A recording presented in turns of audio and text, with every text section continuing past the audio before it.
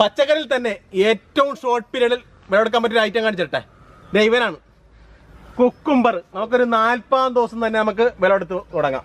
നമ്മത്തല്ല ഒരുപാട് കാര്യമായിട്ടുള്ള പന്തലും വേണ്ട, വേലിപ്പന്തൽ എന്ന് പറയും. കണ്ട ഈ ഒരു ഹൈറ്റില് പന്തൽ